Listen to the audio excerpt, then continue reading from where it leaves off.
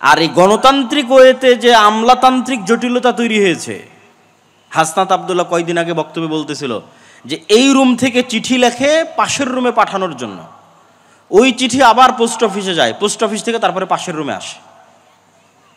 মানে আপনি কোনো একটা কাজ করতে যাবেন সচিবালয়ে, তো এই গণতান্ত্রিক সিস্টেম যেইভাবে আমলাতান্ত্রিক জটিলতা তৈরি করে রেখেছে, কোনো একটা কাজ 5 বছরের নিচে 10 বছরের নিচে বের করা সম্ভব নয়। কোনো একটা মামলা 20 বছরের নিচে, 40 বছরের নিচে, 50 বছরের নিচে মানুষের সমাধান করা সম্ভব নয়। তাহলে এই সিস্টেম কি ন্যায় দিতে পারবে? কোশ্চিনকালেও এই সিস্টেম ন্যায় দিতে পারবে না। কিন্তু খেলাফা খুব ট্রান্সপারেন্ট, খুব সহজ, দ্রুত মানুষের দরজায় ন্যায় পৌঁছে দেওয়া, এটা হচ্ছে ইসলামী রাষ্ট্র ব্যবস্থার মূলনীতি। সবচেয়েতে মানুষের উপকারী রাষ্ট্রীয় ব্যবস্থা হচ্ছে খেলাফা। আহলুল হাল্লি ওয়াল আকদ, যারা জ্ঞানী গুণী ব্যক্তি, তারা একত্রিত হয়ে বসে নিজেকে বাদ দিয়ে চিন্তা করবে কে নেতৃত্বের যোগ্য। যেমন এখন যে সরকারেরা ক্ষমতায় আছে, এরা যে কোনো রাজনৈতিক সরকারের চাইতে ন্যূনতম হলো ভালো দেশ চালানোর চেষ্টা করবে, অথবা চেষ্টা করেছে। যা পরে যারা আসবে তারাও বুঝবে, আগে যারা চলে গেছে তারাও বুঝবে। কেন? এই কারণে যে এখানে নির্বাচনের পদ্ধতিটা ছিল খেলাফা পদ্ধতিতে। মানুষ নিজেকে বাদ দিয়ে চিন্তা করবে যে কে যোগ্য, তাকে দায়িত্ব দাও। আর যখনই আপনি চিন্তা করবেন যে না আমিই হব, আর একজন বলবে যে না আমিই হব, তখন যে বিভেদ, কাড়াকাড়ি, বিদ্বেষ, হিংসা এবং মারামারি তৈরি হবে, এটা কখনো নেতৃত্বের পদ্ধতি নয়। তো যাক, আমার বক্তব্যের ধারাবাহিকতায় একটু সামনের দিকে আগাই। তাহলে রাষ্ট্রের দরকার আছে, যেটা বক্তব্য দিয়ে শুরু করেছি। রাষ্ট্রের সমাধান মুসলমানদের কাছে আগে থেকেই আছে, যে রাষ্ট্র চলবে খেলাফা সিস্টেমে, আর অর্থনীতি চলবে ইসলামী অর্থনীতি, না পুঁজিবাদ না সমাজতন্ত্র। ব্যক্তি টাকা ইনকাম করবে, ব্যক্তি মালিক হবে, কিন্তু জাকাতও দিতে হবে, সমাজের গরিব শ্রেণীকে ওসরও দিতে হবে। ভারসাম্য সবচেয়ে সুন্দর, সবচেয়ে দামি, সবচেয়ে ব্যালেন্স সিস্টেম। এখন রাষ্ট্র কিভাবে তৈরি করবেন? আধুনিক বিজ্ঞান বলতেছে যে 4টে জিনিসের উপর রাষ্ট্র তৈরি হয়। জনগণ থাকতে হয়, নিজস্ব জমি ভূখণ্ড থাকতে হয়, সরকার থাকতে হয়, সার্বভৌমত্ব থাকতে হয়। আর মুকদ্দমা ইবনে খালদুন লিখতেছেন যে 4টা জিনিসের উপর ভিত্তি করে রাষ্ট্র টিকে থাকে। উনি বেশিরভাগ ইসলামিক হিস্ট্রির পর্যালোচনা করেছেন। সেই 4টে জিনিসের 1 নাম্বার বলেছেন আসাবিয়া, আইডিওলজি, নির্দিষ্ট আদর্শের উপর কট্টর হওয়া, নির্দিষ্ট আদর্শের উপর শক্ত হওয়া। এটা ছাড়া কোনোদিন রাষ্ট্র প্রতিষ্ঠা হয় না। যেমন যারা সমাজতান্ত্রিক রাষ্ট্র প্রতিষ্ঠা করেছে, ওরা সমাজতন্ত্রের আদর্শের উপর খুব কট্টর, খুব শক্ত ছিল। আজকে যারা গণতান্ত্রিক রাষ্ট্র প্রতিষ্ঠা করতেছে, তারা সবাই দেখবেন, সবার মুখে বলি যে গণতন্ত্রই মুক্তি, গণতন্ত্রই মুক্তি, সবাই বলবে, বাক্য বিনা বাক্য ব্যয়ে বলবে। তার মানে গণতন্ত্রের উপর কট্টর হওয়াই গণতান্ত্রিক রাষ্ট্র প্রতিষ্ঠার মূল শর্ত। সমাজতন্ত্রের উপর কট্টর হওয়াই সমাজতান্ত্রিক রাষ্ট্র প্রতিষ্ঠার মূল শর্ত। আজকে ইসরায়েলেরা রাষ্ট্র প্রতিষ্ঠা করেছে ইহুদিবাদের উপর কট্টর হওয়ার মাধ্যমে। আজকে হিন্দুরা রাষ্ট্র প্রতিষ্ঠা করেছে হিন্দুত্ববাদী আদর্শের উপর কট্টর হওয়ার মাধ্যমে। তো মুসলমানেরা একদিনে রাষ্ট্র তৈরি করতে পারবে, ইসলামী রাষ্ট্র। শুধু বলতে হবে যে হিন্দুরা যেমন সাহস করে বলতে পেরেছে যে না আমাদের হিন্দুত্ববাদকে আমরা রাষ্ট্রের প্রতিষ্ঠা করব, মুসলমানদেরকে সাহস করে বলতে হবে যে না আমরা কট্টরভাবে ইসলামে বিশ্বাসী এবং রাষ্ট্রে ইসলাম প্রতিষ্ঠা করব। যখন কট্টরভাবে বলতে পারবেন, সেই দিন রাষ্ট্র প্রতিষ্ঠা হয়ে গেছে। আসাবিয়া, খুব শক্ত হতে হবে নিজের দিনের উপর, নিজের ধর্মের উপর। এটাই স্বাধীনতা, এটাই ইসলামী রাষ্ট্র প্রতিষ্ঠার মূল শর্ত। এবং উখুওয়াত, ভ্রাতৃত্বও তৈরি হবে মানুষের ইসলামিক আইডিওলজির উপর ভিত্তি করে, কালিমাতু লা ইলাহা ইল্লাল্লাহর উপর ভিত্তি করে। 2 নম্বরে উনি বলছেন রাষ্ট্র প্রতিষ্ঠার জন্য ন্যায় লাগবে। রাষ্ট্র টিকে থাকে ন্যায়ের উপর ভিত্তি করে। কেন? রাষ্ট্রের বিচারকরা, রাষ্ট্রের সরকারেরা মূলত আল্লাহ সুবহানাহু ওয়া তাআলা যে দায়িত্ব পালন করে থাকেন, সেই দায়িত্ব পালনের কাজ করে। আল্লাহ বিচার করবেন, তিনি সকল বিচারকের বিচারক, বিচার করা তার দায়িত্ব, পৃথিবী পরিচালনা করা তার দায়িত্ব। তাহলে সাময়িকভাবে যখন আপনি রাষ্ট্র ক্ষমতার মালিক, তখন আপনি কি কুলিল্লাহুম্মা মালিকাল মুলকি তুতিল মুলকা মান তাশা, আল্লাহর এই বিশাল রাজত্বের মধ্যে ন্যূনতম রাজত্বে সামান্য সময়ের জন্য আল্লাহ আপনাকে দিল। মানে যেটা আল্লাহ সুবহানাহু ওয়া তাআলার গুণ, যে উনি রাজাধিরাজ, মালিকাল মুলক তুতিল মুলকা মান তাশা, ওই গুণ থেকে ন্যূনতম একটা গুণের আল্লাহ সুবহানাহু ওয়া তাআলা সামান্য সময়ের জন্য পৃথিবীর একটা সামান্য অংশের সামান্য ক্ষমতা আল্লাহ সুবহানাহু ওয়া তাআলা আপনার হাতে দিল। তো এই জন্য এখানে ন্যায় লাগবে। ন্যায় ছাড়া আল্লাহ সুবহানাহু ওয়া তাআলার আদর্শের সাথে মিলবে না। এখানে আল্লাহ ন্যায় পরায়ণ। ন্যায় যেখানে নাই ওই রাষ্ট্র ব্যবস্থা ভেঙে পড়বে। গত 16 বছর যে রাষ্ট্র ব্যবস্থা চলেছে ভেঙে গেছে, টিকতে পারেনি। ন্যায় না থাকলে কোনো রাষ্ট্র ব্যবস্থা টিকবে না। আসাবিয়া লাগবে, নিজের দিনের উপর শক্ত হতে হবে। 2 নম্বর, ন্যায় প্রতিষ্ঠার প্র্যাকটিস শুরু করতে হবে। 3, মুকাদ্দাম ইবনে খালদুনে তিনি লিখেছেন যত রাষ্ট্র ধ্বংস হয়ে গেছে ভোগ বিলাসিতার কারণে, এবং 4 নম্বর দুর্নীতির কারণে ধ্বংস হয়ে গেছে। ইসলামী রাষ্ট্র মানে সবাই হিজাব করবে, সবাই পর্দা করবে, সবাই নামাজি হবে, এটা তো অবশ্যই আছে। কিন্তু সবাই ধরেন সালাত আদায় করলো, সবাই হিজাব করলো, পর্দা করলো, কিন্তু সবাই একজন আরেকজনের উপর জুলুম করতেছে, তাহলে এটা ইসলামী রাষ্ট্র নয়। সবাই উমরা করে এসে, হজ করে এসে, রাতে তাহাজ্জুদের সালাত আদায় করে এসে ঘুষ খাচ্ছে, সুদ খাচ্ছে, মানুষকে হত্যার আদেশ দিচ্ছে, এটা ইসলামী রাষ্ট্র নয়। ইসলামী রাষ্ট্র মানে যেখানে প্রত্যেকটা মানুষ তার ন্যায় বুঝে পাবে, 1 টাকাও দুর্নীতি হবে না, সেটা ইসলামী রাষ্ট্র। যে রাষ্ট্রের দুর্নীতি আছে ওই রাষ্ট্র টিকবে না, যে রাষ্ট্রে অন্যায় আছে ওই রাষ্ট্র টিকবে না, আর যে রাষ্ট্রের মানুষ ভোগ বিলাসী সে রাষ্ট্রও টিকবে না। আর সবাই চাইবে যে আমরা ভোগ বিলাসী থাকি। আমি সব শেষে বলবো যে আমরা কিভাবে ইসলামী রাষ্ট্র প্রতিষ্ঠা করতে পারি, সব শেষে গিয়ে আলোচনা করব। তো এখন সারমর্মে চলে আসি যে আমাদের কাছে সমাধান আছে, কিন্তু আমরা এই বিশাল গোলক ধাঁধায় পড়ে গেলাম কিভাবে? আমাদেরকে ইউরোপিয়ানরাই এই গোলক ধাঁধায় ফেলে দিয়েছে। ফেলে দেওয়ার সুযোগ কখন পেল? ফেলে দেওয়ার সুযোগ পেল যখন সমগ্র বিশ্বে ইউরোপীয় উপনিবেশ প্রতিষ্ঠিত হলো। 200 বছর যাবৎ প্রায় সমগ্র বিশ্বে ইউরোপ দখল করে নিয়েছিল। এই ইউরোপীয়, আজকে মুসলমানদের যত সমস্যা, সব সমস্যার গোড়া হচ্ছে ইউরোপীয় উপনিবেশ। আজকে বাংলাদেশ, পাকিস্তান, ভারত মানচিত্রের সীমানা কে এঁকে দিয়েছে? কাশ্মীর সমস্যা কে এঁকে দিয়েছে? রোহিঙ্গা সমস্যা কারা তৈরি করেছে? ইউরোপীয় উপনিবেশ। আজকে সুদান পরস্পরে মারামারি করতেছে, কে তৈরি করেছে? আফ্রিকার দেশগুলোকে পরস্পরের মধ্যে কারা ভাগ করে নিয়েছে? স্পেন ভাগ করে নিয়েছে, ফ্রান্স ভাগ করে নিয়েছে, ইতালি ভাগ করে নিয়েছে। আফ্রিকার মুসলিম দেশেরা তাদের স্বর্ণ নিজের ইচ্ছামতো বাইরে বিক্রি করতে পারবে না, নিজের কেন্দ্রীয় ব্যাংকে টাকা রাখতে পারবে না, ইচ্ছামতো বাইরের দেশ থেকে অস্ত্র কিনতে পারবে না, এগুলো বলে এখনও তাদেরকে গোলাম করে রেখেছে। অথচ পৃথিবীর সবচেয়ে বেশি খনিজ সম্পদ আফ্রিকায় আছে, অথচ পৃথিবীর সবচেয়ে গরিব আফ্রিকার মানুষ। এত বড় বৈপরীত্য জুলুম কারা টিকিয়ে রেখেছে? ইউরোপ টিকিয়ে রেখেছে, ফ্রান্স, ইতালি, স্পেন টিকিয়ে রেখেছে। আজকে ফিলিস্তিনের সমস্যা কারা তৈরি করেছে?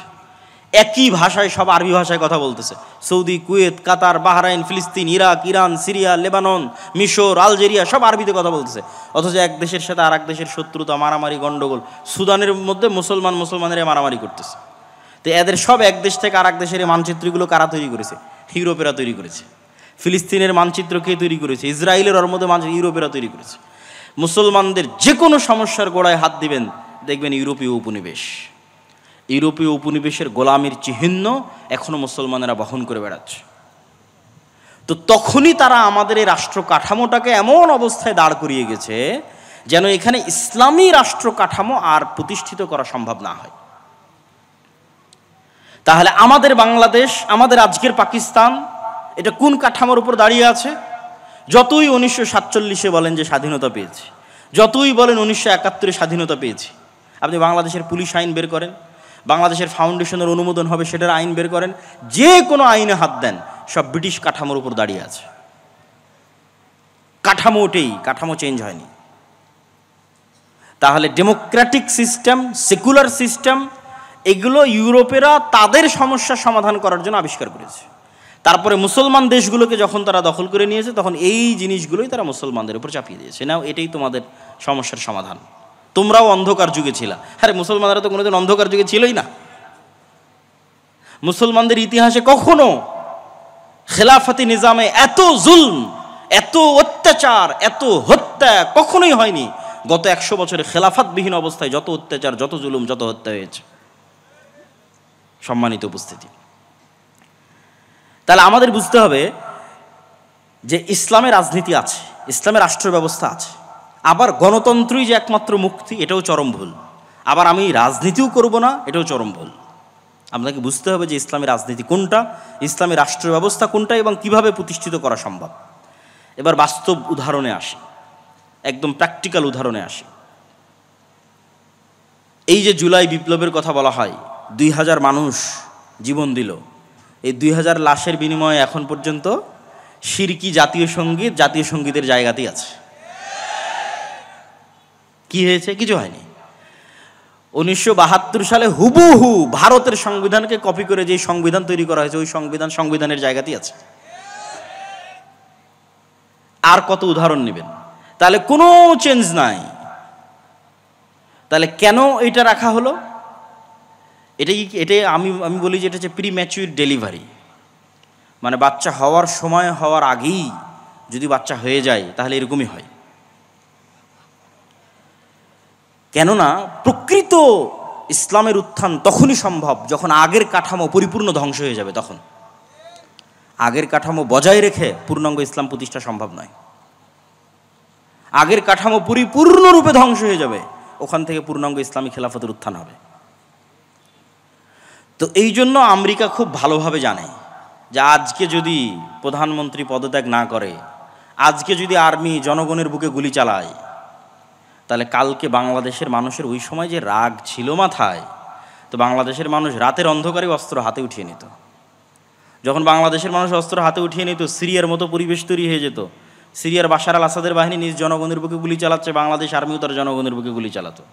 বাংলাদেশের মানুষ অস্ত্র উঠিয়ে নিত, ইন্ডিয়ান আর্মিও বাংলাদেশে ঢুকে যেত, 15-20 বছর যুদ্ধ চলতো, আগের কাঠামো পরিপূর্ণরূপে ধ্বংস হয়ে যেত। আগের কাঠামো পরিপূর্ণরূপে ধ্বংস হওয়ার পর পূর্ণাঙ্গ ইসলামী খেলাফতের উত্থান হতো। কিন্তু এতে অনেক রক্ত, অনেক শ্রম, অনেক পরিশ্রম যেত। কিন্তু আমেরিকা এটা খুব ভালোভাবে জানে যে এখন যদি আর্মি অস্ত্র উঠায় তাহলে এই কাঠামো শেষ। যে গণতান্ত্রিক কাঠামো আছে, ব্রিটিশদের যে কাঠামো আছে, এটার কবর রচনা হয়ে যাবে। অতএব যার উপর রাগ উঠেছে সে পদত্যাগ করুক, মানুষ ঠান্ডা হয়ে যাক, কিন্তু কাঠামো বেঁচে যাক। বুঝেননি মনে হয়? তাহলে সব মানুষের রাগ উঠে গেছে, বাঙালি যেহেতু হুজুগে বাঙালি, যেই মানুষের উপর রাগ উঠে গেছে, বাবা তুমি এখন সরে যাও, সরে গেল, মানুষ সব ঠান্ডা হয়ে গেল, কাঠামো যে কার সেই থাকলো, কোনো পরিবর্তন নাই। এই হলো অবস্থা, সম্মানিত উপস্থিতি। এবং এইভাবেই খেলা হয়। যেহেতু আজকের আধুনিক বিশ্বের মূল ক্ষমতার চাবিকাঠি তাদের হাতে, সুতরাং তারা এইভাবেই খেলে। তাদের কাঠামো তাদের টিকিয়ে রাখতে হবে, কেন কাঠামো ভেঙে পড়লে সেখান থেকে ইসলামের উত্থান হবে। এটা খুব ভয়ঙ্কর জিনিস, এটা তারাও খুব ভালোভাবে জানে, তাদের জন্য এটা খুবই ভয়ঙ্কর। এখন আসি যে আমরা আসলে যদি ইসলামী রাষ্ট্র প্রতিষ্ঠা করতে চাই, আমরা এখন এই কাঠামোর মধ্যে থেকে কিভাবে চেষ্টা করব। আমি যারা গণতান্ত্রিক রাজনীতি করতেছে, গণতান্ত্রিকভাবে মুসলমানদের অধিকার আদায়ের চেষ্টা করতেছে, আমি কোনো সময় গত 2 বছরে তাদেরকে আঘাত দিয়ে হিট করে কথা বলা, আমি ওই পর্যায়ে যেতে চাই না। আমি সবসময় যৌক্তিক প্রশ্ন তুলে ধরতে চাই, যাতে মানুষ চিন্তা করার সুযোগ পায় যে আমি যেটা করতেছি এটাই কি একমাত্র রাস্তা, না আসলে আর কোনো রাস্তা ছিল। কেন নিয়ত তো সবার ঠিক, সবাই তো বলতেছে আমরা রাষ্ট্র ক্ষমতা ইসলাম দেখতে চাই। তো সবাই যদি রাষ্ট্র ক্ষমতা ইসলাম দেখতে চায় তাহলে কিভাবে সম্ভব? আমার ছোট্ট জ্ঞান, আমি যতটুকু বুঝি, আমার ধারণা, আমার চিন্তা চেতনা ভুলও হতে পারে। আমি মনে করি 1 নাম্বার, ঈমান বিল গায়েবের ওপর যদি সর্বোচ্চ লেভেলের ইয়াকিন না থাকে, আজকে যদি বাংলাদেশের সকল মানুষ আমাকেও ভোট দেয়, দেশের ক্ষমতায় গিয়ে ইসলাম প্রতিষ্ঠা করতে পারবো না। কেন আপনাকে বলি, একটু বুঝিয়ে বলি। আজকে আপনি যত সুযোগ সুবিধা ভোগ করতেছেন, বিদ্যুৎ চলতেছে, জেনারেটর চলতেছে, ক্যামেরা চলতেছে, মোবাইল চলতেছে, ইন্টারনেট, নেটওয়ার্ক, বিদেশে হাজার হাজার মানুষ কাজ করতেছে, আমেরিকাতে, ইউরোপে, সৌদি আরবে ইনস্ট্যান্ট টাকা বাংলাদেশে পাঠিয়ে দিচ্ছে। বাংলাদেশের সাথে সারা বিশ্বের কত বড় বড় ব্যবসায়ী ডলারের ভিত্তিতে ব্যবসা করতেছে। কালকে মনে করেন আজ সারা বাংলাদেশের মানুষ আবেগে হুজুগে আমাকে ভোট দিয়ে দিল যে ঠিক আছে, আজকে আমি বাংলাদেশের ক্ষমতার মালিক হয়ে গেলাম একচ্ছত্রভাবে। এবার আমি স্ট্রিক্টলি ইসলাম বাস্তবায়ন করতে যাচ্ছি। যখন আমি স্ট্রিক্টলি ইসলাম বাস্তবায়ন করতে যাব, তখন বিশ্বের যারা মোড়ল আছে তারা কি আমার সাথে থাকবে না আমার শত্রুতা করবে? শত্রুতা করবে, আমার সাথে থাকবে না। তাহলে বিশ্বের মোড়লরা যখন আমার সাথে শত্রুতা করবে, আমি আপনাকে বিদ্যুৎও দিতে পারবো না, আপনার বাড়িতে এসিও চলবে না, আপনার বাড়িতে ফ্যানও চলবে না, তারপরে আপনি বহির্বিশ্বের সাথে ব্যবসা করতেছেন সেটাও চলবে না, খুব ভোগবিলাসী জীবনযাপন করছেন সেটাও চলবে না, আইফোন ইউজ করতে পারবেন না, তারপর হয়তো অ্যান্ড্রয়েড ফোন ইউজ করতে পারবেন না, যত রকমের বাধা তৈরি হতে পারে, সংকুচিত হয়ে যেতে পারে আপনার রিজিকের রাস্তা, আপনার আরাম আয়েশের রাস্তা, ভোগবিলাসের রাস্তা, যতভাবে আমেরিকা পাবন্দি দিয়ে, মানে এই রাষ্ট্রের উপর পাবন্দি চাপিয়ে যতভাবে আপনাকে সংকুচিত করবে, তখন আপনার বাঁচবেন কিভাবে? বাঁচার রাস্তা কি? যদি আপনার আগে থেকে ঈমান থাকতো, ঈমান বিল গায়েব যদি ইয়াকিনের লেভেলে থাকতো, ঈমান বিল গায়েবের একটা হচ্ছে আখেরা, পরকাল, যে এই দুনিয়া কিছুই না, এই দুনিয়াতে মরি বাঁচি এটা কিছুই না, পরকালের সফলতা সব কিছু, এটা মুখের কথা নয়। যদি ইয়াকিনের লেভেলে থাকতো, আল্লাহ সাহায্য করতে পারে, আল্লাহ সাহায্য করবে, ফেরেশতারা আছে, ফেরেশতাদের মাধ্যমে আল্লাহ সুবহানাহু ওয়া তাআলা সাহায্য পাঠাবে, এই ঈমান যদি ইয়াকিনের লেভেলে থাকতো, তাহলে আপনি ধৈর্য ধারণ করতেন, সাথ দিতেন। কিন্তু যেহেতু আপনার ঈমান বিল গায়ব ইয়াকিনের স্তরে নাই, পরের দিন আপনি আমার বিরুদ্ধে রাস্তায় নামবেন, এই বিদ্যুৎ নাই, কারেন্ট নাই, কিছু নাই, কিসের সরকার, ভাগাও, কিসের ইসলাম? কেন আপনি তো যেই লেভেলে আছেন ওই লেভেল থেকে ধাপ করে নিচে নামতে পারবেন না। আফগানিস্তান ওরা টিকে গেছে কেন? পরিপূর্ণ ধ্বংস হয়ে গেছে, মানুষের চাহিদাই নাই। 40 বছর থেকে যুদ্ধ চলতে চলতে মানুষের চাহিদাই নাই। কোনো মতে যদি জীবনের নিরাপত্তা পাওয়া যায়, কোনো মতে যদি ন্যায় বিচারের নিরাপত্তা পাওয়া যায়, সেটাই আমাদের জন্য যথেষ্ট, তখন টিকে গেছে। তাহলে ঈমান বিল গায়ব লাগবে ইয়াকিনের স্তরে, অন্তত 90% মানুষের। তো মানুষের যতক্ষণ ঈমান ঠিক না হবে, ততক্ষণ আমি ক্ষমতায় গেলেও এদেশে ইসলাম চালাতে পারবো না, এদেশে ইসলাম প্রতিষ্ঠা এবং পরিচালিত করতে পারবো না, কম্প্রোমাইজ করতে হবে। কেন? মানুষের ঈমান নাই, ঈমান নষ্ট হয়ে গেছে। এই জন্য আল্লাহর পথে যাত্রা এই বইটা পড়তে হবে। এটা কিন্তু আমার অনুভূতি থেকে লেখা, যে জুলাই পরবর্তী যখন সব ঘরানার আলেম ওলামা, দল, সংগঠন, ইসলামী সবার সাথে যখন উঠা বসা করার সুযোগ হলো, তখন আমি নিজে রিয়েলাইজ করলাম যে ঈমান বিল গায়বে মুসলমানদের বিশ্বাস নাই। এমনি মুসলমানেরা মুখে বলে আল্লাহর উপর বিশ্বাস, ফেরেশতার উপর বিশ্বাস, পরকালের উপর বিশ্বাস, বাস্তবে নাই। এবং গত কয়েকদিন এটার উপরই আমার বক্তব্য আছে, যদি কারো বক্তব্য দেখার সুযোগ থাকে, অথবা আগামীকাল যদি কথা বলার সুযোগ হয়, তখন ঈমান বিল গায়বের উপর ইয়াকিনের লেভেলে ঈমান বিল গায়বের বিশ্বাস নিয়ে যাবে। 2, ঈমান বিল গায়েবের সবচেয়ে বড় বিষয় হচ্ছে আল্লাহর শক্তি, আল্লাহর ক্ষমতার উপর ভরসা। মুসা আলাইহিস সালাম জীবনেও তার দুনিয়াবী শক্তি দিয়ে ফেরাউনের সাথে জিততে পারবে না। মুহাম্মদ সাল্লাল্লাহু আলাইহি ওয়াসাল্লাম, খোলাফায়ে রাশিদিন, আমর ইবনে আস, খালিদ বিন ওয়ালিদ, এদের ক্ষমতা নাই দুনিয়াবী শক্তি দিয়ে পারস্য রোমান সাম্রাজ্যের বিরুদ্ধে জিতে, কোনোদিন সম্ভব নয়। ইসলাম কোনোদিন দুনিয়াবী শক্তিতে বিজয় অর্জন সম্ভব নয়। সালাহুদ্দিন আইয়ুবের দুনিয়াবী শক্তিতে ফিলিস্তিন বিজয় সম্ভব নয়। এগুলো সব আল্লাহর সাহায্য।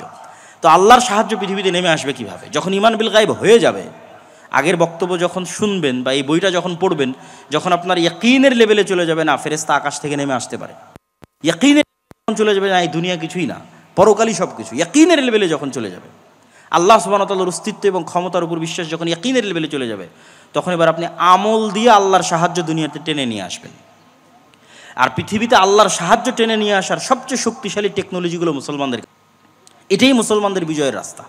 যেমন আল্লাহর সাহায্য পৃথিবীতে টেনে নিয়ে আসার সবচেয়ে বড় শক্তিশালী টেকনোলজি সালাত, 5 ওয়াক্ত সালাত, রাতের সালাত, এগুলো আল্লাহর আসমানি সাহায্যকে পৃথিবীতে টেনে নিয়ে আসে। এই জন্য যুদ্ধের মাঠেও একদল মুজাহিদ যুদ্ধ করবে, আর একদল মুজাহিদ সালাত আদায় করবে। দুনিয়াবি লজিকে এটা টিকে না, কিন্তু যখন ঈমান বিল গায়ব থাকবে তখন ওটাই বাস্তব। কেন? ওই সালাতটা আল্লাহর সাহায্য আসমান থেকে টেনে নিয়ে আসবে। আল্লাহর সাহায্য ছাড়া মুসলমানদের বাঁচার কোনো রাস্তা নাই। তো আপনার আমল আল্লাহর সাহায্য টেনে নিয়ে আসবে। সালাত পৃথিবীর সবচেয়ে শক্তিশালী টেকনোলজি, যা আল্লাহর সাহায্য আসমান থেকে টেনে নিয়ে আসতে পারে, আর রাতের সালাত তার চেয়েও বেশি পাওয়ারফুল। আর 2 নম্বর হচ্ছে সাউন্ড টেকনোলজি। সাউন্ড টেকনোলজির ন্যূনতম জ্ঞান আল্লাহ সুবহানাহু ওয়া তাআলা সুলাইমান আলাইহিস সালাতু ওয়াস সালামকে দিয়েছিলেন। সাউন্ড টেকনোলজি মানে হচ্ছে এরা সবাই সব কথা বুঝে, এই কাঠও কথা বুঝে, এটাও কথা বুঝে, এটাও কথা বুঝে, শুধু বুঝে না, এরা কথা বলতেছে, এরা সবাই কথা বলতে পারে। ইউসাব্বিহু লিল্লাহি মা ফিস সামাওয়াতি ওয়া মা ফিল আরজ, আসমান জমিন এবং তার মধ্যে যা কিছু আছে সব আল্লাহর তাসবিহ পাঠ করে। তো এইটার ন্যূনতম জ্ঞান সুলাইমান আলাইহিস সালামকে দেওয়া ছিল, যে পাখি কি বলতেছে সুলাইমান আলাইহিস সালাম বুঝতেন, উনি আবার পাখির সাথে কথা বলতে পারতেন। তো আল্লাহ আসমান জমিন সৃষ্টি করেছে কুন ফায়াকুন সাউন্ড দিয়ে। আল্লাহ পৃথিবী আসমান জমিন ধ্বংস করবে ইসরাফিলের বাঁশির আওয়াজ, সাউন্ড দিয়ে। সাউন্ড টেকনোলজি সবচেয়ে পাওয়ারফুল। তো এই সবচেয়ে পাওয়ারফুল জিনিসটা মুসলমানদের কাছে দেওয়া আছে। এই জন্য সর্বশ্রেষ্ঠ মুজিজা হচ্ছে কোরআন। কেননা কোরআন কার সাউন্ড বলেন তো? কোরআন কার আওয়াজ? এটা আল্লাহর আওয়াজ, আল্লাহর সাউন্ড, এই সবচেয়ে পাওয়ারফুল। এবং জিকির প্রভাব সৃষ্টি করে।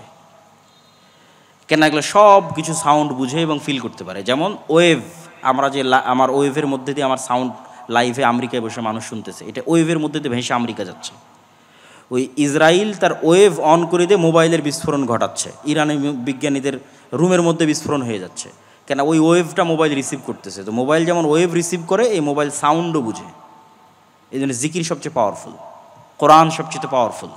এই জন্য কিয়ামতের পূর্ব মুহূর্তে মুসলমানদের তাকবীর ধ্বনিতে শহর বিজয় হয়ে যাবে। তাহলে মুসলমানেরা যখন আমলের মাধ্যমে আল্লাহর সাহায্যকে আসমান থেকে টেনে নিয়ে আসবে আর ইমান বিল গায়েব ইয়াকিনের লেভেলে চলে যাবে, 3 নাম্বার প্রকৃত নেতৃত্বের বিকাশ লাগবে। সবই করলাম, ইমান আছে, আমল করলাম, কিন্তু প্রকৃত নেতৃত্বের বিকাশ হলো না। বানু ইসরায়েলদের মধ্যে প্রকৃত নেতৃত্বের বিকাশ হয়নি। মুসলমানদের ইউরোপীয় উপনিবেশের 200 বছর শাসনের কারণে মুসলমানদের নেতৃত্বের চরিত্র ধ্বংস হয়ে গেছে। নাই, কোনো মুসলমানের মধ্যে ইল্লা মান রাহিমা রব্বি নেতৃত্বের চরিত্র নাই। সব মুসলমান নামাজ পড়তেছে, জাকাত দিচ্ছে, রোজা রাখতেছে, মুখে ইমানের কথা বলতেছে, কিন্তু সবাই মুনাফিক। লাম ইয়াদখুলিল ঈমান ফি কুলুবিহিম, কলবে ঈমান ঢোকেনি। যখনই কথা বলে মিথ্যা বলে। ওই যে ওয়াদা আখলাফা, ওয়াদা করলে ভঙ্গ করে। ওই যে তুমি না খানা, দায়িত্ব দিলে আমানতের খেয়ানত করে। এই স্বভাবগুলো কোথায় থেকে পেয়েছে? এগুলো বানু ইসরায়েলদের স্বভাব। ইউরোপীয় উপনিবেশে গোলামির মাধ্যমে স্বভাবগুলো অর্জন করেছে।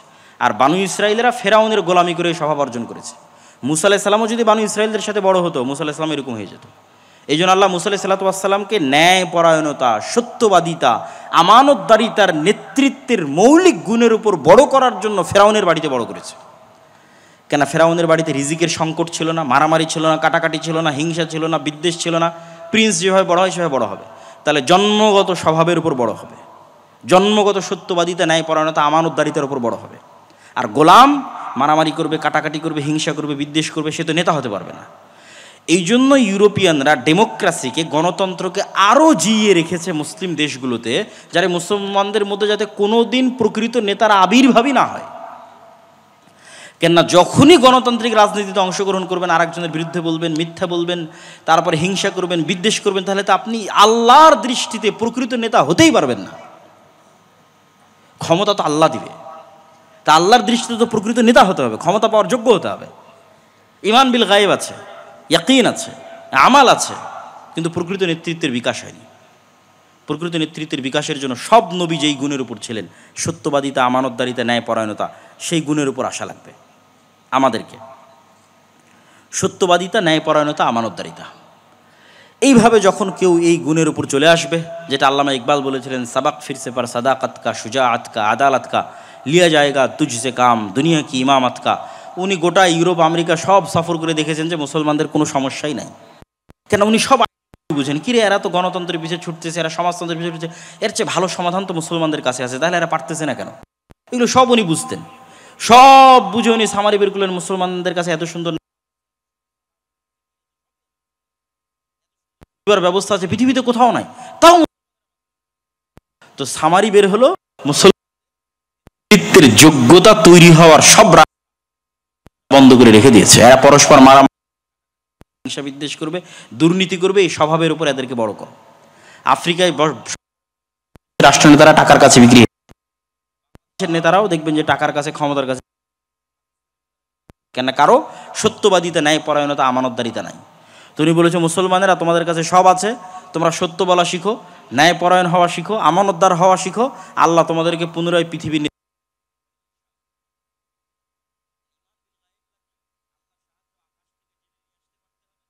ঠিক আছে?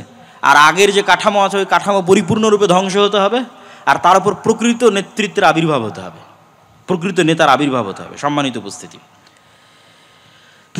পরকালমুখী চিন্তা ছাড়া আপনি ধৈর্য ধারণ করতে পারবেন না, সবর করতে পারবেন না, আর সবর আর ধৈর্য ছাড়া রাষ্ট্র প্রতিষ্ঠা করতে পারবেন না। আল্লাহ সুবহানাহু ওয়া তাআলা আসহাবুল উখদুদের বর্ণনা দিয়েছেন।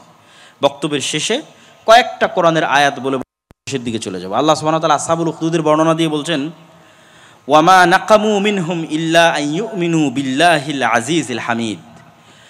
গর্ত খোঁড়া হয়েছে, আগুন জ্বালানো হয়েছে, মানুষ গর্তে ঝাঁপিয়ে পড়তেছে। তো আল্লাহ বলতেছে এই মানুষগুলো গর্তে ঝাঁপিয়ে পড়তেছে বা এই মানুষগুলোকে আগুনে ফেলে দেওয়া হয়েছে কোনো কারণে নয়, শুধু একটাই কারণে, যারা আজিজুন হামিদ, মহাপরাক্রমশালী, আল্লাহর উপর বিশ্বাস রাখতো, শুধু এই কারণে আগুনে ফেলা হচ্ছে। আম হাসিবতুম আন তাদখুলুল জান্নাহ ওয়ালাম্মা ইয়াতিকুম মাসালুল লাযিনা খালাউ মিন ক্বাবলিকুম, তোমরা কি মনে করো জান্নাত এত সহজ, ইসলামী রাষ্ট্র প্রতিষ্ঠা হয়ে যাবে এত সহজ? অথচ অতীতের মানুষেরা যেরকম মাজলুম হয়েছে তোমরা এরকম মাজলুম হবে না। তো এরকম মাজলুম হওয়ার জন্য যখন মানসিক প্রস্তুতি তৈরি হয়ে যাবে তখন সেখান থেকে রাষ্ট্রের উত্থান হয়। এটাও ইবনে খালদুন লিখেছেন। ঠিক মুহাম্মদ সাল্লাল্লাহু আলাইহি ওয়াসাল্লাম যেভাবে করেছে সেভাবে রাষ্ট্রের উত্থান হয়। আসেন, আল্লাহর এই আয়াতগুলোর উপর যদি কেউ ভরসা রাখে, এই যে ঈমান বিল গায়ব ইয়াকিনের লেভেলে রাখে, কোরআনের উপর বিশ্বাস যদি কেউ ইয়াকিনের লেভেলে রাখে, তারপরে যদি সামনে আগায়, তাহলে এই আয়াতগুলো তাদের জন্য। ওয়ালাউ আন্নাহুম আকামুত তাওরাত ওয়াল ইনজিল ওয়া মা উনজিলা ইলাইহিম মির রাব্বিহিম, মানুষেরা যদি তাওরাতের কিছু অংশ, ইনজিলের কিছু অংশ, আপনার প্রতি যেটা অবতীর্ণ হয়েছে কোরআন, এই কোরআন যদি মানুষ পৃথিবীতে প্রতিষ্ঠিত করে ফেলতে পারত, তাহলে কি হতো? লা উকিলু লা আকালু মিন ফাওকিহিম ওয়া মিন তাহতি আরজুলিহিম, তাহলে তারা আসমান থেকে ওদের রিজিকের ব্যবস্থা করা হতো, মাটির নিচ থেকে ওদের রিজিকের ব্যবস্থা করা হতো। বলেন আল্লাহু আকবার। এটা আল্লাহর ওয়াদা। তা আমাদের তো ঈমান বিল গায়ব নাই, আল্লাহর শক্তি এবং ক্ষমতার উপর বিশ্বাস নাই, আল্লাহ ফেরেশতাদের সাহায্য করতে পারে সেটার উপর বিশ্বাস নাই। ফলত আমি তো এই রিস্কগুলো নিব না, আমি সবসময় কম্প্রোমাইজ করতে চাইব। কম্প্রোমাইজ করতে করতে এই লেভেলেরও কম্প্রোমাইজ করবো যে যদি এখন যেখানে শিরক হচ্ছে সেই মন্দিরও যদি পাহারা দেওয়া লাগে তাও পাহারা দিয়ে হলেও ক্ষমতায় যাব। কেননা ঈমান বিল গায়ব নাই। সম্মানিত উপস্থিতি, আল্লাহ সুবহানাহু ওয়া তাআলা বলছেন, ওয়ালাউ আন্না আহলাল কুরা আমানু ওয়াত্তাকাউ লাফাতাহনা আলাইহিম বারাকাতিম মিনাস সামাই ওয়াল আরজ, যদি কোনো একটা এলাকার মানুষ ঈমান আনে, আল্লাহকে ভয় করে, তাহলে আসমান এবং জমিনের সকল বরকতের দরজা ওদের জন্য উন্মুক্ত করে দেওয়া হবে। বলেন আল্লাহু আকবার। আল্লাহ সুবহানাহু ওয়া তাআলা বলছেন, ওয়া'আল্লাযীনা আমানু, তোমাদের মধ্যে যারা ঈমান এনেছে, ওয়া আমিলুস সালিহাত, তোমাদের মধ্যে যারা সৎ আমল করে। ঈমান, সৎ আমল। ঈমান থাকবে ইয়াকিনের লেভেলে, সৎ আমল দিয়ে আসমান থেকে সাহায্য নেমে আসবে। লা ইস্তাখলিফান্নাহুম ফিল আরজি কামা ইস্তাখলাফাল্লাযীনা মিন ক্বাবলিহিম, তাহলে তোমাদের অতীতে যারা চলে গেছে তাদেরকে যেমন আল্লাহ বিজয় দিয়েছে, রাষ্ট্র ক্ষমতা দিয়েছে, দাউদ, সুলাইমান, ইউসুফ, মুহাম্মদ সাল্লাল্লাহু আলাইহি ওয়াসাল্লাম, পরবর্তীতে খোলাফায়ে রাশিদিন, তাহলে আল্লাহ তোমাদেরকে ওইভাবে পুনরায় তোমাদেরকে আল্লাহ সুবহানাহু ওয়া তাআলা পৃথিবীতে প্রতিষ্ঠিত করবে, যাতে তোমরা কি করতে পারো? বিনা ভয়ে আল্লাহর ইবাদত করতে পারো এবং পৃথিবীতে কোনো শিরক না থাকে সেটি যেন তোমরা নিশ্চিত করতে পারো। সম্মানিত উপস্থিতি, এই আয়াতগুলোকে সামনে রেখে আমরা আজকের আলোচনার সর্বশেষে এসে এতটুকুই বলতে চাই যে ইসলামী রাষ্ট্র মুসলমানদের লাগবেই, খুবই।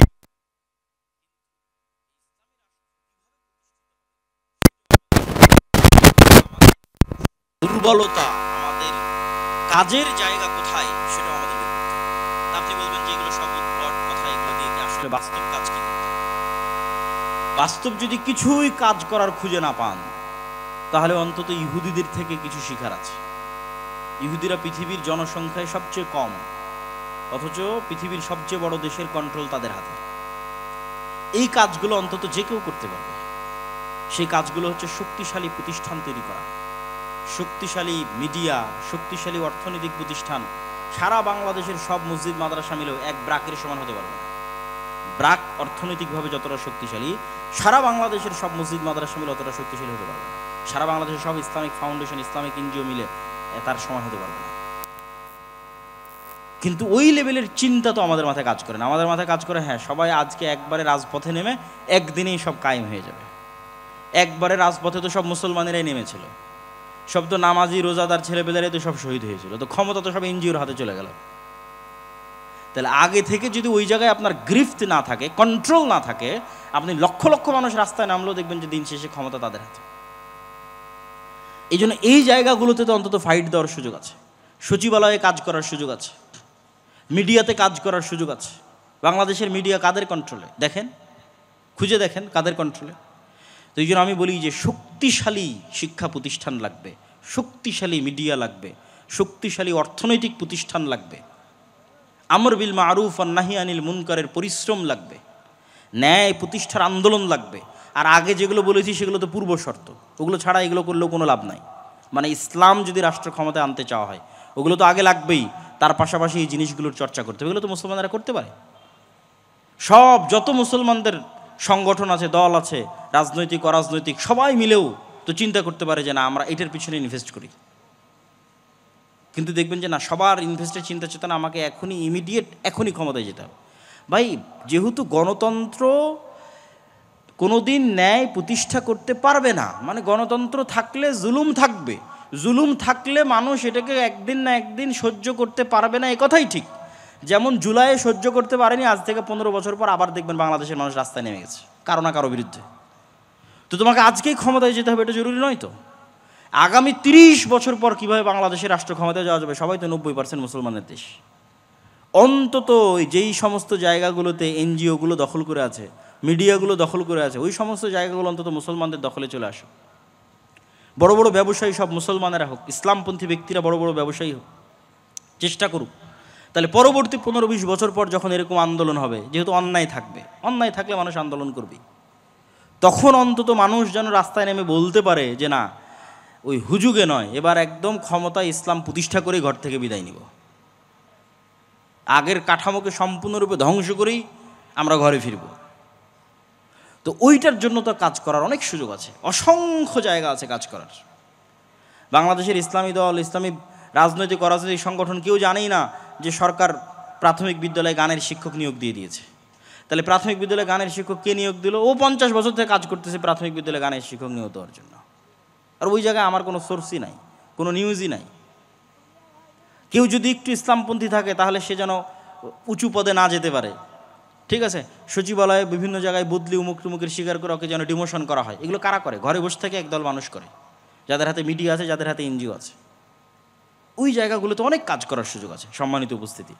এই জন্য আমরা আমাদের জায়গা থেকে ক্ষুদ্র পরিসরে যে কাজগুলো করার চেষ্টা করতেছি, এই কাজগুলো ব্যাপকভাবে করা সম্ভব। যেমন শতভাগ মুসলমানকে কোরআন এবং দিন শিখানো, এটা মক্তবের মাধ্যমে আপনি করতে পারবেন। শতভাগ মসজিদে আপনি শতভাগ মুসলমানের সন্তানের কোরআন এবং দিন শেখানোর ব্যবস্থা করেন। এই মুসলমানের সন্তানেরাই তো পরবর্তীতে বড় হয়ে ওসি, ডিসি, এসপি হবে, মন্ত্রী, মিনিস্টার হবে। তাদেরকে আপনি সত্যবাদিতা, আমানতদারিতে, ন্যায়পরায়ণতা শিখান, যাতে এরা টাকার কাছে বিক্রি না হয়, যাতে এরা ক্ষমতার চাপের কাছে নত না হয়। একটা সৎ প্রজন্ম তৈরি করেন, ইমান বিল গায়েবের উপর ইয়াকিন রাখে, পরকালের উপর ইয়াকিন রাখে, এরকম একটা সৎ প্রজন্ম তৈরি করেন। তারপরে এই যে সুদ, সুদ হচ্ছে গোলামির দ্বিতীয় মাধ্যম। আজকে সারা বিশ্বের মুসলিম কান্ট্রিগুলোকে গোলাম রাখা হয়েছে সুদ দিয়ে। ফেরাউন বানু ইসরায়েলদের গোলাম রাখতো সুদ দিয়ে। মদিনায় ইহুদিদের কন্ট্রোল ছিল সুদ দিয়ে। এই জন্য আল্লাহ নবী মদিনায় গিয়ে সবার আগে সুদে ব্যবসার উপর আঘাত হেনেছে, কেন আল্লাহ নবী জানতো সব তো ইহুদিদের কন্ট্রোলে। এখানে যদি অর্থনীতিতে মুসলমানরা বিজয় না হয় তো ইহুদিদের অধীনেই থাকতে হবে। আল্লাহ নবী হিজরত করে আব্দুর রহমান বিন আওফ, ওসমান, জুবাইর ইবনে আওয়াম সবকে বলল তোমরা ব্যবসা করো, সবাই তো তোমরা ব্যবসা জানো, খালি হাতে আসতো তো কি হয়েছে? আনসারিরা তোমরা এদের টাকা দাও, ব্যবসা করো। অর্থনীতিতে ইহুদিদের কন্ট্রোল রাখা যাবে না। আজকে সারা পৃথিবীর শুধু অর্থনীতির কন্ট্রোল ইহুদিদের হাতে। ওই জায়গায় তো আপনাকে একটু হলো ফাইট দিতে হবে। কিন্তু আমরা যেই পদ্ধতিতে ফাইট দিচ্ছি সেটা তো ঠিক না। আমরা মনে করতেছি ওই কনভেনশনাল ব্যাংক ঠিক রেখে ওই পদ্ধতিতে আমি মানুষের ভোগবিলাসী পণ্য ইসলামী ব্যাংকের মাধ্যমে দিব, এটা হবে না। মানুষকে বুঝতে হবে ইসলামী অর্থনীতিটা কী, তাহলে সে চিন্তা করতে পারবে। তো যেমন আমরা কর্জে হাসানা ন্যূনতম হলেও শুরু করেছি, সবাই নিজ নিজ জায়গা থেকে শুরু করতে পারে, যে মানুষ যেন সুদের সাথে সম্পৃক্ত না থাকে। সুদের সাথে সম্পৃক্ত থাকা আর মিথ্যা বলা সমান, আর মিথ্যা বলা মানে আর নেতা হতে পারলো না, শেষ। ওর নেতা হওয়ার ক্রেডিবিলিটি, যোগ্যতা সব শেষ। ওর কোনো দিন আল্লাহ সুবহানাহু ওয়া তাআলার দৃষ্টিতে নেতা হতে পারবে না। তাহলে নেতা না হতে পারলে স্বাধীনও হতে পারবে না। তো এই জন্য শুধু অর্থনীতির বিরুদ্ধে যুদ্ধ করতে হবে, শক্তিশালী শিক্ষা প্রতিষ্ঠান তৈরি করতে হবে, শক্তিশালী মিডিয়া তৈরি করতে হবে। দেখা যাচ্ছে মাসিক আল ইতিসাম আমাদের ন্যূনতম প্রয়াস, এর চেয়েও যদি ভালো কারো করার সুযোগ থাকে, কিশোরায় আমাদের ন্যূনতম প্রয়াস, আরও যদি কারো ভালো করার সুযোগ থাকে, মেইন স্ট্রিমের মিডিয়া যদি কেউ দখল করতে পারে, যেতে পারে, খুব ভালো। সম্মানিত উপস্থিতি, তো এই ন্যূনতম প্রয়াসগুলোকে আমাদের ধীরে ধীরে আস্তে আস্তে সামনের দিকে এগিয়ে নিয়ে যেতে হবে এবং মানসিকভাবে দাওয়াতের মাধ্যমে, দাওয়াতি কাজ কোনোদিন ছোট কাজ নয়। ছোট কাজ হলে 950 বছর নূহ আলাইহিস সালাম দাওয়াতি কাজ করতেন না। দাওয়াতি কাজ কখনো হেলায় ফেলায় ফেলে দেওয়ার জিনিস নয়। দাওয়াতি কাজের মধ্যেই বিপ্লব চলে আসে। এই রকম কোনো একটা প্রজন্ম চলে আসলে, আল্লাহ কবুল করলে ওর মধ্যেই বিপ্লব চলে আসবে। যেই প্রজন্মের ইমান বিল গায়ব ইয়াকিনের লেভেলে, যেই প্রজন্মে রাতে রাতে সালাত আদায় করে, যেই প্রজন্ম জিকিরের মাধ্যমে, সালাতের মাধ্যমে আল্লাহর সাহায্য দুনিয়াতে ডেকে নিয়ে আসে, যেই প্রজন্ম ন্যায়পরায়ণতা, সত্যবাদিতা, আমানতদারিতার উপর প্রতিষ্ঠিত, টাকার কাছে, ক্ষমতার কাছে মাথা নত করে না, যেই প্রজন্মের মধ্যে তার নিজের দিনের উপর আসাবিয়া আছে, যে শতভাগ আমার নবীর দিনই ঠিক, আমি ন্যূনতম আমার নবীর দিনে কোনো ছাড় দেব না, এইটার উপর ভিত্তি করে ইসলামী রাষ্ট্র প্রতিষ্ঠা করব, এরকম একটা প্রজন্ম তৈরি হয়ে গেলে আল্লাহ সুবহানাহু ওয়া তাআলা যদি কবুল করে যে কোনো মুহূর্তে হয়ে যেতে পারে। আল্লাহ সুবহানাহু ওয়া তাআলা যেন আমাদের সেটির লক্ষ্যে কাজ করার তৌফিক দান করে। আল্লাহুম্মা আমিন। ওয়া আখির দাওয়ানা আনিল হামদুলিল্লাহি রাব্বিল আলামিন। আসসালামু আলাইকুম ওয়া রাহমাতুল্লাহি ওয়া বারাকাতুহু। অনেকেই হয়তো রাতের খাবার খেয়েছেন কিনা আমি জানি না এবং আছে কিনা, তবে আমাদের আজকের অনুষ্ঠান